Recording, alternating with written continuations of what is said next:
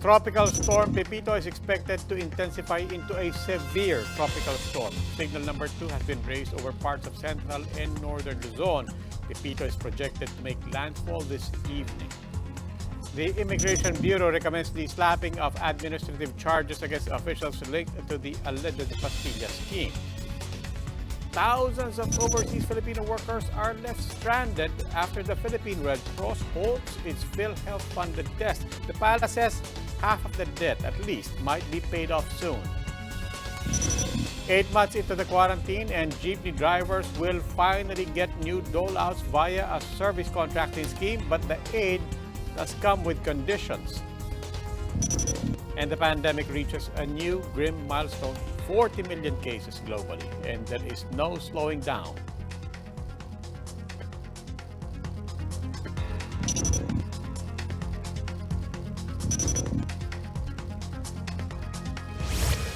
We begin tonight with the Bureau of Immigration still unable to pinpoint the mastermind behind the so-called Pastillas modus inside the agency.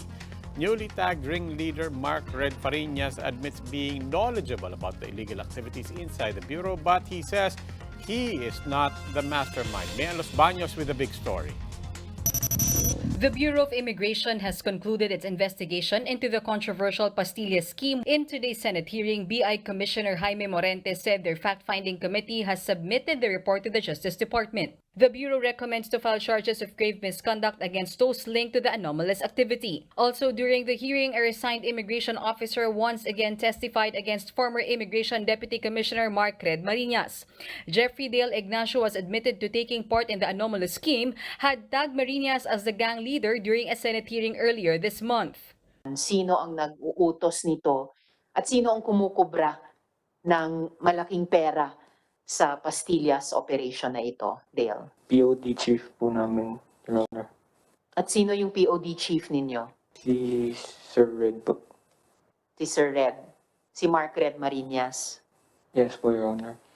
Mariñas denied the accusations but admitted that he was aware of the irregular activities within the Immigration Bureau. I'd like to deny the allegations of Mr. Ignacio that I'm the one and I'm the mastermind of this Pastillas scheme. Before resigning from the BI, Mariñas held a powerful position as Chief of Ports and Operations Division or POD from 2016 to 2018. Under him were 11 international airports with 1,200 employees nationwide. Mariñas disclosed to senators that the supposed anomalies became more prevalent in 2017 when immigration employees lost their overtime pay. Talaga ho napakaliit ng sahod, kaya po siguro ang mga ibang mga kasama natin dahil sa gastusin sa buhay, medyo natitempt doon sa mga ibang illegal activities doon sa airport. Marami rin po mga nag-offers dyan ng mga escorting and VIP treatment. Mariñas bargained that the irregular activities were not as grand as how they were described by the whistleblowers. Asked of his actions upon learning about the irregularities, Mariñas said he could only recommend the reassignment of BI officers. The National Bureau of Investigation has filed graft complaints against 19 immigration officers in connection to the Pastillas scheme. These officers allegedly collected money to allow the seamless entry of Chinese nationals into the country. Reporting for News 5, Mayan Los Baños, we are One News. After the president repeatedly blasted his agency, Public Works Secretary Mark Villar has created a task force to look into alleged rampant corruption in DPWH. The task force against graft and corruption will probe anomalies involving DPWH officials and employees based on valid complaints before recommending appropriate action. The group is also in charge of creating a technical working group to assist the task force in its duties. Let's recall that President Duterte once slammed these alleged anomalies in the department but cleared Villar of any involvement in illegal activities. Karamihan dyan sa DPWH, mga project engineer. Dyan ang sa baba ang si Villar mayaman. Secretary Villar, marami pera, hindi niya kailangan mga urakot. Ang problema sa baba, malakas pa rin hanggang ngayon. The palace says PhilHealth could soon settle half of its unpaid obligations to the Philippine Red Cross, but while that has yet to happen, the PRC will not back down on the halting of their testing services to the detriment of OFWs. Marian Enriquez tells us why. Thousands of repatriated OFWs have been affected after the Philippine Red Cross halted its PhilHealth-funded COVID-19 tests. Labor Secretary Silvestre Bello III said over 4,000 of them are stranded in partner hotels across Metro Manila while awaiting test results. According to Bello, only 300 workers coming from abroad are being brought home daily from the 1,000 to 3,000 before. Yun ang problema namin. They are staying longer. While before they could stay only as long as 3 to 4 days, now they're staying already beyond 1 week. And that's our problem in terms of expenses and in terms of taking care of our OFWs. Aside from the volume of tests and turnaround time of results, the PRC's move also has an impact to the screening process at airports and seaports. Coast Guard spokesperson Commodore Armand Balillo said they reverted to manual operations, which entail one-on-one interviews. Bumalik po tayo sa manual operations na katulad po ng ating ginagawa noong mga unang buwan ng lockdown nang dumating yung ating mga OFW. Maging yung po dati na mga specimen po ay nilalagyan na rin po ng manual na pangalan at kung kailan na swab, hindi katulad dati na barcode. At yan po ang naging dahilan kaya po tatagal ng hanggang 4 o mga 5 araw po yung ating pag-release yung pong procedure. Despite these challenges, the PRC maintained that they will wait for PhilHealth to settle its 930 million overdue balance before they get back on board. In his speech on Monday, President Duterte assured the organization that the state insurer will pay back its debts. Itong Red Cross, huwag kang mag-alala, mabayaran to. They're just looking for a way to present the solution to sa COA pati sa budget. Do not worry, we will pay. PhilHealth, for its part, consulted the Budget and Justice Departments as well as the Government Procurement Policy Board on its Memorandum of Agreement with the PRC. Spokesperson Ray Balenya said the agency wants to assure first that procurement rules are being observed in accordance with existing laws. Humihingi kami ng kaunti pang pangunawa sa publiko sapagkat gusto lamang po makatiyak ng PhilHealth, makatiyak ni Attorney Giran na lahat po ay nasa ayos sapagkat ito nga po ay pera ng ating mga miyembro. In today's Laging Handa briefing, Palace spokesman Harry Roque disclosed that officials are already targeting to settle at least 50% of the balance in the coming days. For News 5, Marian Enriquez, we are One News. The small committee at the House of Representatives tasked to vet amendments to the 2021 budget has agreed to boost the country's COVID-19 vaccination fund. Majority Leader Martin Romualdez and Congressman Joey Salceda approved the hiking of the vaccine budget from 2.5 billion to 8 billion pesos. Congresswoman Stella Kimbo earlier questioned whether the present COVID funding is enough to cover mass inoculation. Senator Ping Lacson on Monday warned that changes to the approved version of the national spending plan would be unconstitutional. Pero kung ito po ay additional items, then I would share the view of the senators. Kasi kapag third and final reading, wala na po dapat pagbabago yan. Senior House Deputy Speaker Doy Liachon clarified that the small committee made no violations as there has been no agency-initiated amendment since the budget was passed last week. It's just actually a formalization of what had been tackled during the deliberation of the plenary. Ito yung pag-trash out lang, no? Kasi pina-finalize na namin lahat yung mga formalities regarding the transmittal. We'll go for a quick break. When the big story returns, a look at the early devastation caused by Tropical Storm Pepito as it makes its way to Aurora. And resignation calls against Agriculture Secretary William Dar might be in the offing. The reason next.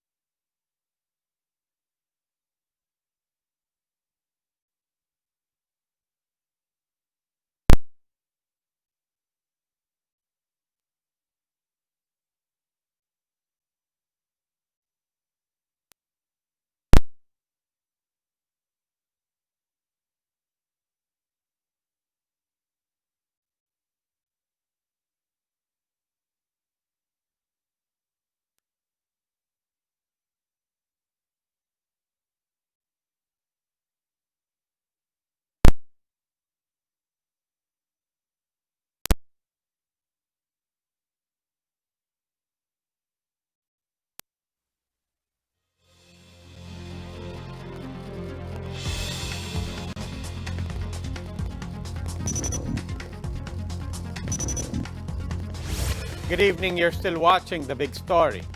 Farmers and producers are considering calling for the resignation of Agriculture Secretary William Dar. This as the sector reels from a long line of problems, including imports. Shaila Francisco tells us more.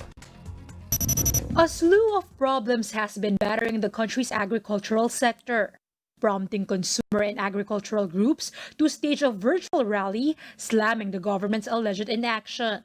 For one, African swine fever persists, affecting pork supply and jacking up prices. Coconut farmers also complain of the delay in the passage of the Cocoa Levy Trust Fund bill and their limited representation in the management committee. But the bigger problem, the importation of rice, corn, fish and poultry products, which push down prices of farmers and fishermen's produce. Farm gate prices of palay are now ranging from 10 to 14 pesos a kilo, while corn is at 9 to 11 pesos a kilo. The depreciation in the prices of both goods, said farmers, is not normal. Nangyayari lang yan kung masama ang pagpapatakbo ng Department of Agriculture. Ang programa ng Department of Agriculture ngayon ay lalo na nung panahon ng pagtatanim, ay gusto nila na plant, no? Tanim kayo na magtanim. Pero sa panahon ng pag-ani, inawanan sa ere ang mga magsasaka, bahala na kayo diyan, di ba? Bagsak ang presyo. The United Broilers Raisers Association also blasted the DA for not suspending poultry importation amid the oversupply. This pushed poultry raisers to cut back on their production to manage losses. The group has now advised producers to limit production plans up to the first quarter of next year. They also belied the DA's claim that importation is a last resort. Kung last resort yung importation, bakit kami yung pinabayaan masalanta at umatras at yung importation tuloy-tuloy? Pinalalabas pa na yung importation na hindi banta, nang babaligtad pa. Ginagawa rin niya yan dito sa sektor ng palay. Farmers have proposed 13 measures that the DA can take to better support stakeholders. That includes restoring the private sector consultation mechanism. Should the DA fail to recognize these measures, the groups are mulling writing the Office of the President and local government units to demand Dar's resignation. Kung wala po kayong gagawin, umalis na lang po kayo. Kung hindi kayo a-action, sibakin na lang. For its part, several senators made a manifestation during a Senate hearing Monday, calling on the DA to stop issuing import permits during harvest season. In a statement, Agriculture Secretary William Dar says he is open to sit down with them to listen to their concerns. Meanwhile, the Bureau of Plant Industry says there are ongoing imports of yellow onion to address the shortage. But amid the concerns on importation, the agency assures they will prioritize local produce first before allowing importations and deciding on the volume. Shaila Francisco, VR 1 News. Tropical storm Pepito has intensified slightly as it approaches the province of Aurora, where it is expected to make landfall sometime this evening. Pepito was last spotted 110 kilometers east of Baler, Aurora, with maximum winds of 75 kilometers per hour and gusts of up to 90 kilometers per hour. After making landfall, Pepito is expected to move west towards the West Philippine Sea by tomorrow morning. Moderate to heavy rain is expected over provinces in regions 1 and 2, Central Luzon and Mimaropa. Pag-asa says Pepito could exit the Philippine area of responsibility by Thursday.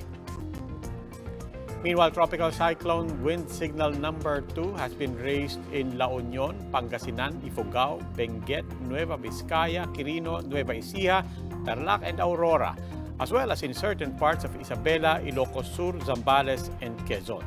Signal number 1 has been raised over Abra, Kalinga, Mountain Province, Bulacan, Pampanga, Bataan, Metro Manila, and Rizal. Residents in these areas can expect light to moderate rain.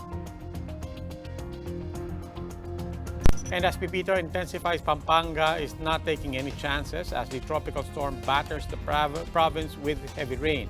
Emergency teams have already been deployed to respond to Pepito's aftermath. Jenny Dongon will tell us more about the LGU's preparations. The Provincial Risk Reduction Management Office has warned towns, particularly those in flood-prone areas, to make the necessary preparations in advance. This includes Arayat, Candaba, San Luis, San Simon, Apalit, Minalin, Macabebe, and Masantol. The LGU warns of flash floods as the Pampanga River is the catch basin of neighboring province Nueva Ecija. Barangays were tasked to monitor the impending rise of Pampanga River's water levels. In Angeles City, disaster teams are now on standby as Pepito is expected to make landfall anytime soon. 24 hours ay nakamonitor ang DRRMO at yung mga Barangay Disaster Risk Reduction Management Office. Yung mga nasa river channel, like itong Abakan, ito mga monitor namin, at may mga itong mga residente na nakatira sa river channel. So ito lang kung hindi naman talaga lalakas na madalang maraming tubig itong bagyong Pepito, ay baka medyo normal pa rin naman, ma'am. Authorities have imposed preemptive evacuation among residents in flood-prone areas. On top of the storm situation, though everyone is advised to observe proper quarantine protocols due to COVID-19. Yung evacuation center natin, ma'am, ready. At saka ready tayo mag-response kagad kung may eventualities na mangyayari dito sa bagyong Pepito. Meron na naman kami mga plano doon sa social distancing. So, iwaiwalay. The local government, however, has yet to finalize the evacuation sites as most of these areas are used as isolation facilities for COVID patients. For the meantime, relief efforts are now in place for around 90,000 families. But it's a different story in other parts of Luzon. In Lopez, Quezon, 4 barangays are submerged in flood. There are no recorded casualties. The PDRMO has yet to conduct evacuation in the province. The water level of Marikina River has reached 13 meters. Alert level 1 will be raised once it reaches 15 meters. Pepito has also affected the Manila Bay and its controversial dolomite white sand. While the bay's waves remain tranquil, more black sand has covered its white sand overlay. These are the other big stories today. Virgin coconut oil might just prove to be a cure for COVID-19. The Science and Technology Department found out that it reduces the amount of the virus by as much as 80% for those with a low viral load. DOST is confident that they can release the study's results by next month as they wrap up tests in 50 participants in Laguna. The Philippine General Hospital, meanwhile, will conduct its own study on VCO, but this time for moderate and severe cases. The NCR Police Office is expecting a spike in crime rate as Metro Manila shortens curfew hours.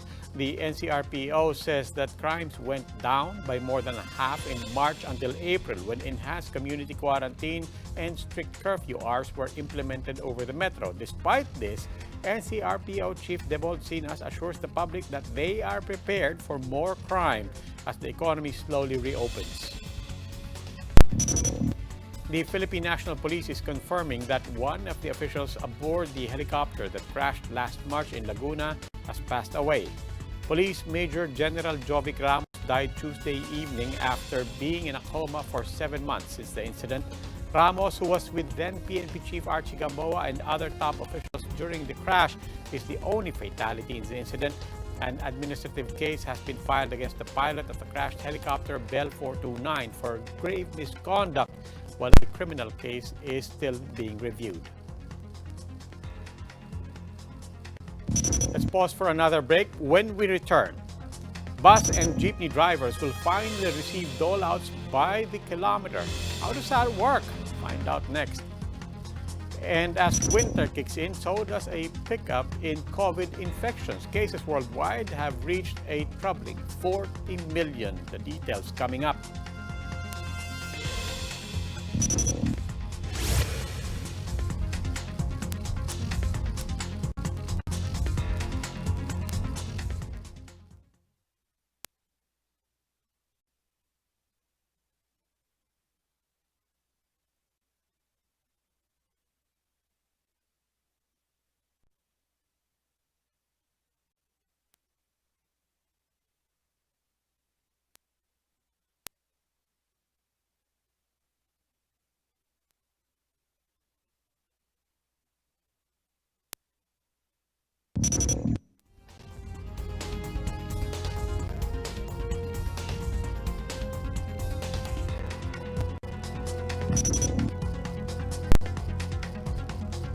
You're still watching The Big Story. I'm Robbie Alampay. 8 months into the quarantine, and transportation officials are finally rolling out cash aid for ailing jeepney drivers and operators. But the service contracting scheme comes with conditions. Gerard Del Peña tells us what those are.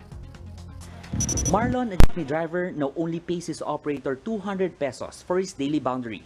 But that may not be a blessing after all. He now only earns 300 pesos a day, a far cry from the 800 pesos he used to get pre-pandemic. Yung pera namin na panggastos sa maghapon sa bahay. Pag ilabas na naman namin ng bahay, wala na naman kami pera, gano'n na naman, bibiyahe. After almost 8 months into strict quarantine, the government has finally come up with a solution for struggling drivers and operators. Alam natin na nalulugi, or kung hindi man nalulugi, they're not earning as much, no? Yung mga drivers natin. At saka yung mga operators na rin, for that matter, kasi nga limitado yung kapasidad. As well as yung may dagdag gastusin just to comply with the public health protocols. For this, merong ayuda galing sa gobyerno. Under the LTFRB and the Transportation Department's service contracting scheme, drivers of buses, jeepneys, and modern PUVs will receive financial aid. They will be given a dole-out of at least 10 pesos per kilometer. It will be handed to them weekly within 3 months through State-Owned Land Bank of the Philippines. Included in the program are 60,000 drivers from Metro Manila and nearby provinces, as well as those from Cebu and Davao. The government has earmarked 5.5 billion pesos for the program. This is on top of the one-time cash grant of 6,500 pesos for the operators. The LTFRB says drivers can expect at least 1,000 pesos a week, but the government has laid out conditions.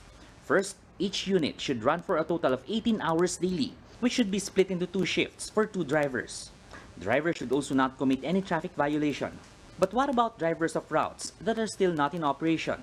We would invite the operators of these PUV units. Kung meron po yung mga drivers nila ay tag-iisa lang sa bawat unit, we would call on them, no, to also get the services of those drivers na hindi ko po nakapamasada sa ngayon. Mar, who still begs for money on the streets, will take whatever aid is available. Sa ganitong sistema talaga, dapat napapansin na kami dito ng gobyerno. Sana makabiyahe na kami. Na kasi kami na lang po ang nahuhuli. Basta po pagdating sa pagkahanap buhayan, kahit anong ruta yan. The LTFRB will be tapping the list of drivers included in the Social Amelioration Program. The agency is also in coordination with various cooperatives, transport corporations, and operators for the inclusion of more driver beneficiaries. It is also asking drivers to register on LTFRB's website and social media page for inclusion in the program. For News 5, Gerard De La Peña, we are One News.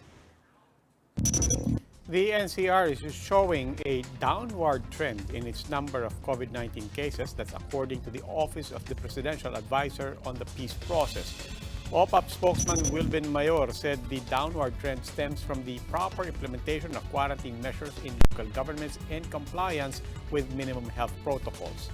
He, however, flagged Calabarzon for a spike in cases. Mayor added that a home quarantine should be avoided as it only leads to the spread of the virus. Kami po sa National Task Force ay naniniwalang patuloy na bababa ang kaso ng COVID-19 sa mga susunod na mga linggo at buwan, at ang susi po nito ay ang pagsunod ng mga alituntunin ng ating pamahalaan. Katulad po ng ating palagiang paalala, hindi po tayo dapat magkumpiyansa. Kung tayo po ay magpabaya at babalik sa ating mga dating nakasanayan, maaaring tumaas muli ang bilang ng mga kaso. National Task Force Against COVID-19 Chief Implementer Carlito Galvez in a Monday evening briefing said Ilagan, Baguio, Bukidnon, and other areas in southern Mindanao have recorded high infection counts over the past 2 weeks. In any case, he commended the LGUs for transparency. Ang maganda po sa ating mga LGUs po ngayon ay talagang pagkakailangan nilang tulong ay talaga po tumatawag po sila. Hindi po katulad nung dati na talagang minsan tinatago po nila yung kanilang numero. In sports, the Meralco Bolts needed overtime before they were able to shake off the Magnolia Hotshots to bag their second victory, 109-104, in tonight's PBA doubleheader. During the extended period, hotshot Mark Baroka cut the deficit to 1 with a floater, 104 to 105. But with 9 seconds left, Meralco bolt Chris Newsom answered back with a basket of his own, widening the gap to 3 before Raymond Almazan wrapped things up, sinking both free throws. Meanwhile, the PBA is holding a fundraiser to help and honor frontliners. The league will be donating 100 pesos for every point made during the last 2 minutes of every game. The fundraising will run until the end of the conference. Catch the PBA Bubble Games live on TV5 every Wednesday, Friday, and Sunday, and on One Sports and PBA Rush Daily. Games can also be seen live via Facebook and YouTube live stream, Radio 5 and Signal Play. COVID-19 cases worldwide have surpassed the 40 million mark as the onset of winter in the Northern Hemisphere fueled a resurgence in the spread of the disease. Casualties from the virus have reached more than 1 million, led by close to 200,000 deaths in the United States. Meanwhile, there are now more than 27 million people that have recovered from the disease. Reuters data shows that the pace of the pandemic continues to pick up, taking only 32 days for global infections to climb from 30 million to 40 million. At the onset of the pandemic, it took 3 months for the worldwide tally to reach 10 million. The US and Brazil are countries with the most number of COVID-19 infections, while cases in North, Central, and South America represent nearly half of global cases. Specialized drones will soon be used to revive bushland and wildlife forests in Australia after the country saw devastating incidents of bushfires over the summer. The World Wildlife Fund Australia says it plans to use drones that can plant around 40,000 seeds a day, including those for eucalyptus trees. This is set to be Australia's largest regeneration program so far. It also seeks to double the koala population in Australia's east coast. Areas being considered for the drone seeding program include northern New South Wales, southeastern Queensland, and East Gippsland in Victoria. The bushfires in Australia raised more than 11 million hectares last year. If you compare that size, that's nearly half the area of the United Kingdom. And that wraps up today's big story. Catch us again tomorrow at 8 p.m. on Signal Channels 8 and 250. Please like our Facebook page, One News. For more in-depth analysis, visit our webpage, onenews.ph. I'm Robbie Alampay. We are One News. Good evening.